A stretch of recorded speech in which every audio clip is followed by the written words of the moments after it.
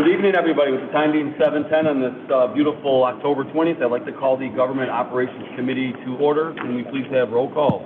Bungard. Here. Munns. Here. Gem. Here. Spellman. Here. Petrilla. Here. Wirbal. Here. Estner. Here. Weber. Here. Fokaitis. Here. Foltz. Here. Okay. Thank you very much. We have nothing for admin tonight. We have nothing for omnibus. So first up, item 5A, we have 200 slides of a presentation. No. There are 300. We have some slides to go through in regards to the preliminary estimate of the 2025 property tax levy. You have the floor, Bill. Go ahead. Thank you, Chair Weber, and good evening. As indicated, the sole item under tonight's committee meeting is the recommendation to approve the property tax levy estimate for 2025. As previously discussed, approval of tonight's estimate and then ratification in 2 weeks at City Council initiates the city's obligation to comply with the truth in taxation laws. Actual approval of the city tax levy will be at the first meeting in December. Tonight's estimate essentially sets the ceiling for ultimate levy approval.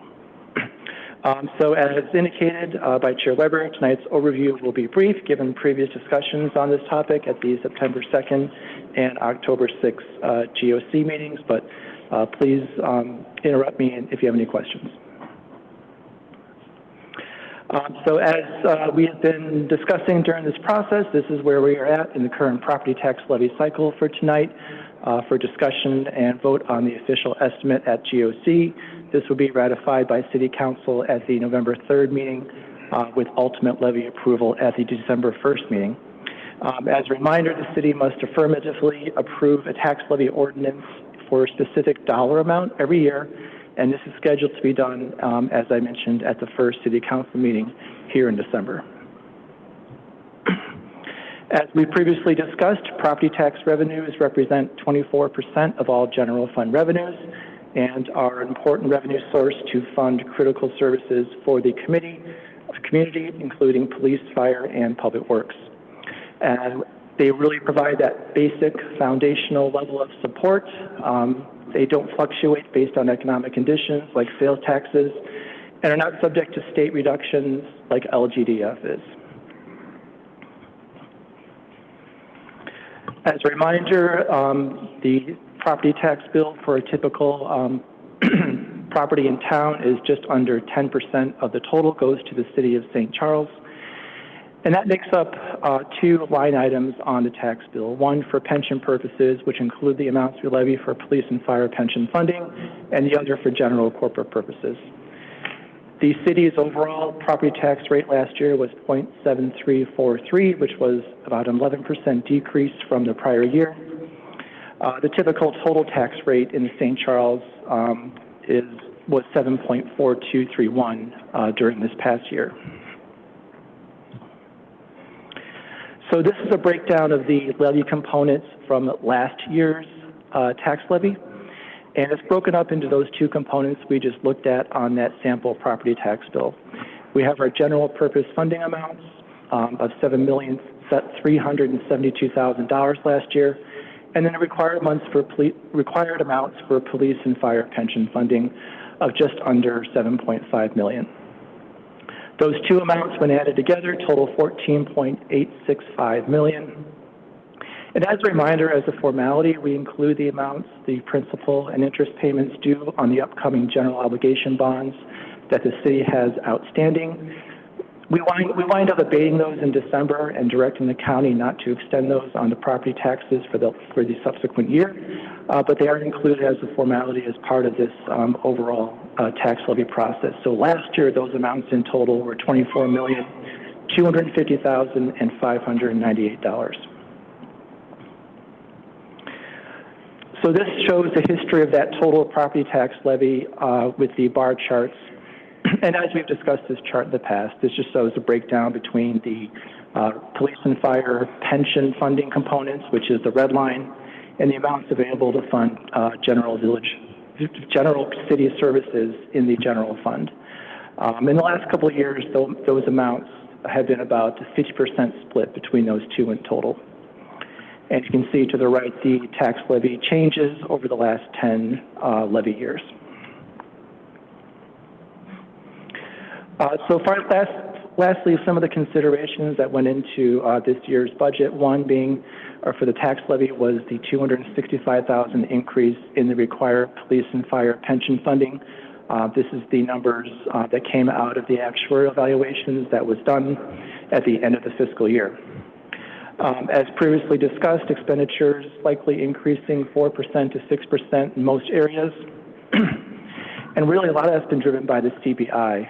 As we noticed last year, the calendar CPI was 2.9% and has averaged 4.95% over the last 4 fiscal years. Ultimately, we want to look to maintain long-term structural balance for the city, so the upcoming tax levy is not only looking at next year's budget, but future budget years as well, when taking the levy estimate into consideration. And so lastly, here's the breakdown of the proposed levy estimate for 2025 at 3.99%. The total levy estimate is $15,458,196, and we add in the bond and interest payments of $8,285,265, which ultimately gets abated. That winds up at an indicative total for this estimate purposes of $23,743,461. That increase of 3.99% is $592,779 over last levy year. And we've indicated the illustrative annual impacts with a home with a fair cash value of $400,000. The levy increase estimate as proposed tonight is roughly $24 on an annual basis. And we indicated some other indicative changes with different types of levy percent increases. So that concludes the presentation, and the recommendation from staff is a motion to approve the 2025 property tax levy estimate as presented. Happy to take any questions.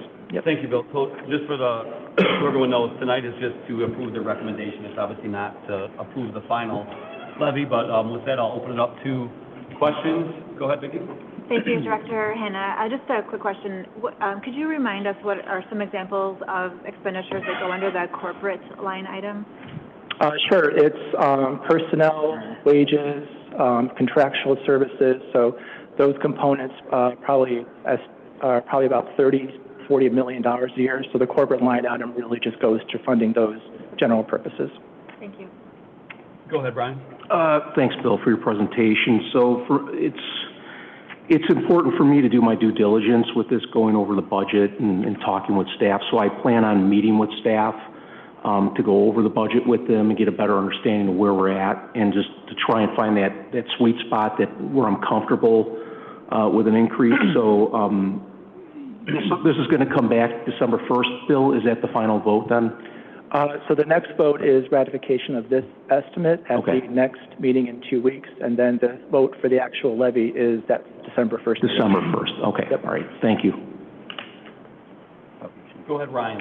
So we're just setting the ceiling tonight. I'm just curious, why not set the ceiling at 4.9? Why is the recommendation 3.9 if we're just setting, the initial starting point, and as I understand it, you can't go up. So why is the recommendation not 4.9 like it was 4 years ago?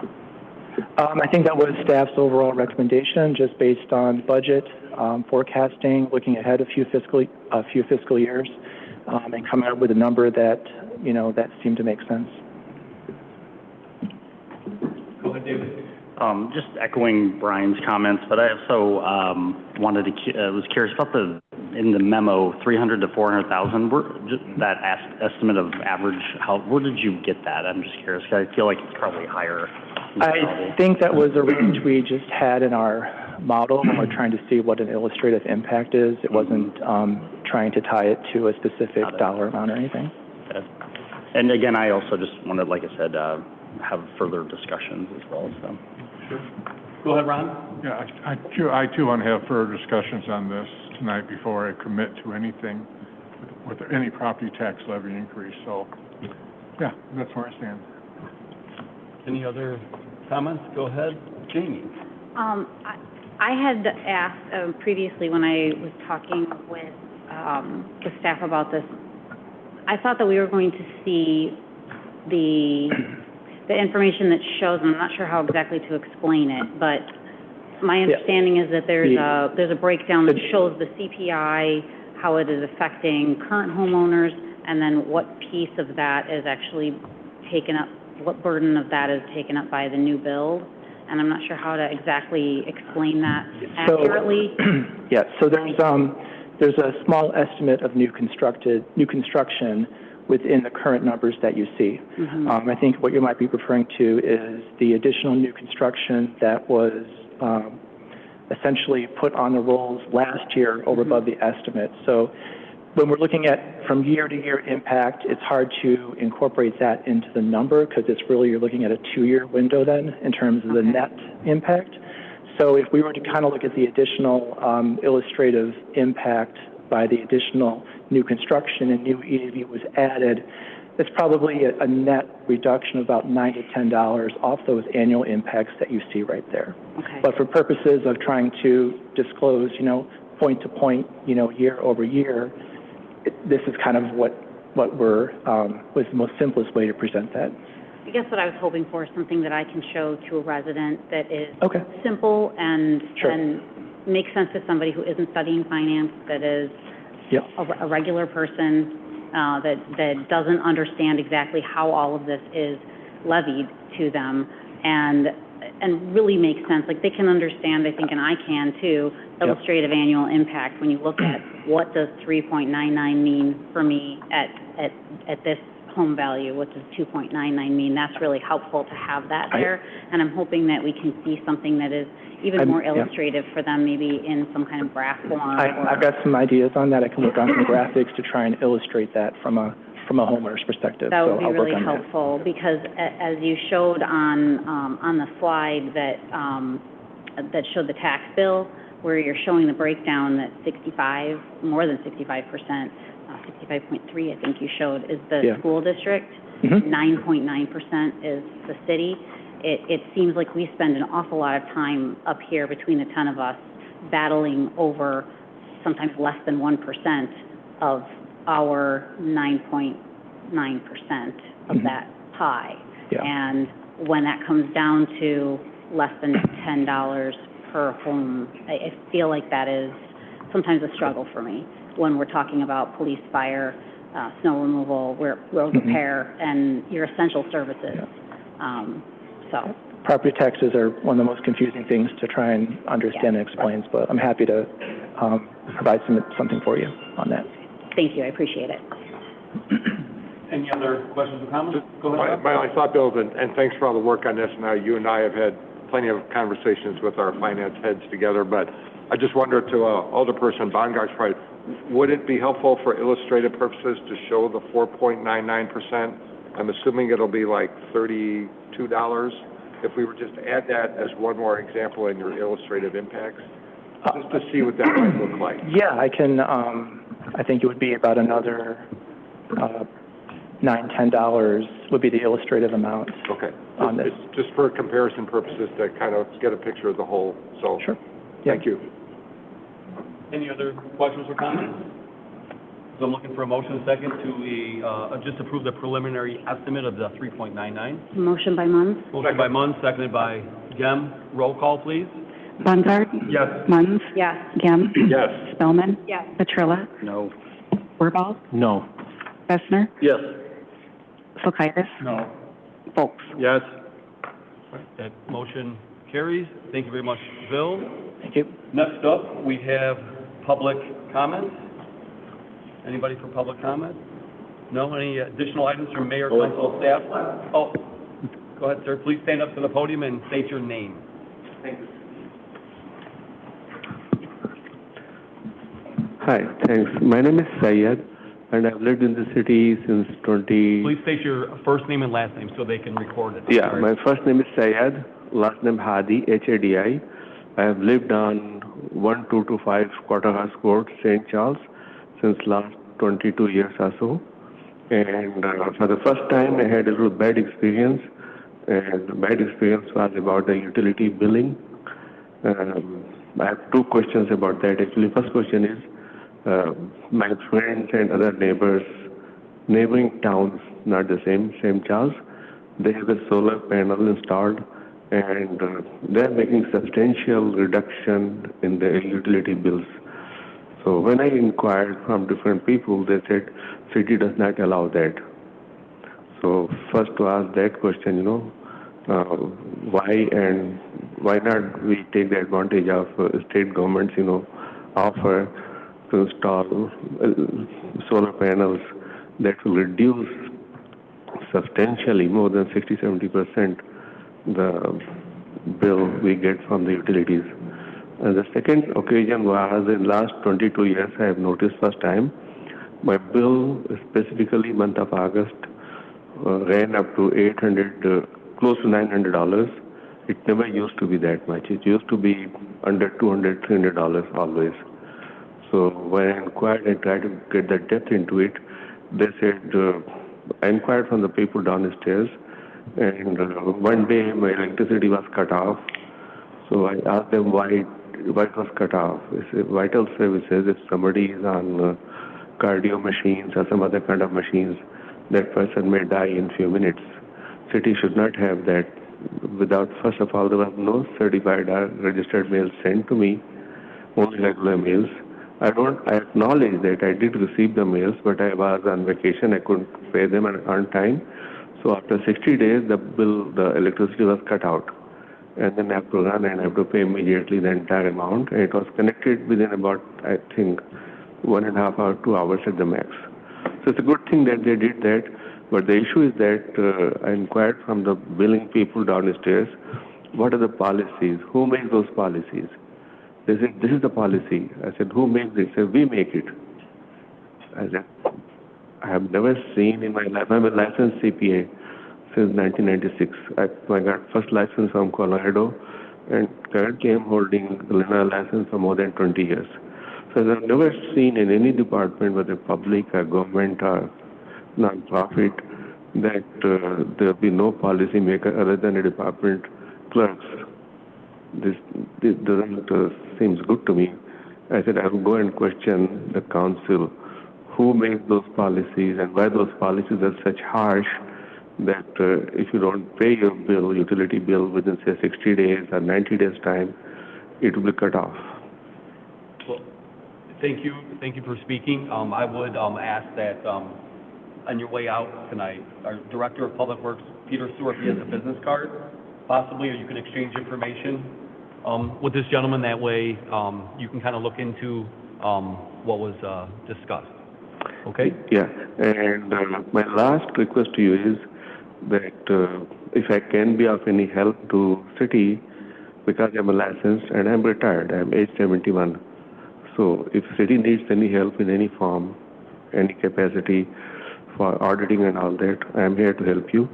And since he was reading tons of numbers, so it got my mind questioning one thing. Has city any of those numbers, do they represent audited statement? I'm sorry?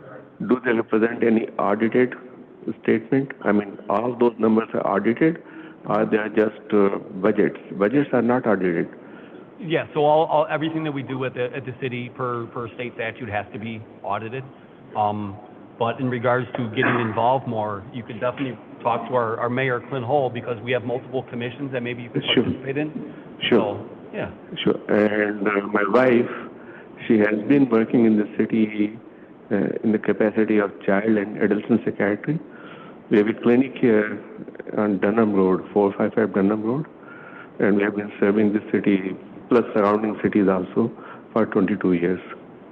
Okay, wonderful. And we'd like to serve.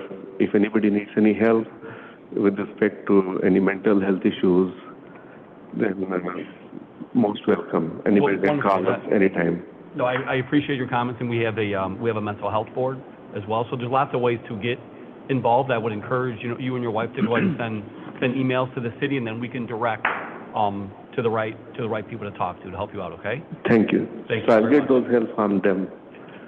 I'll get those numbers from them. Sure. Okay. Thank you. Thank you. Thank you. Thank you.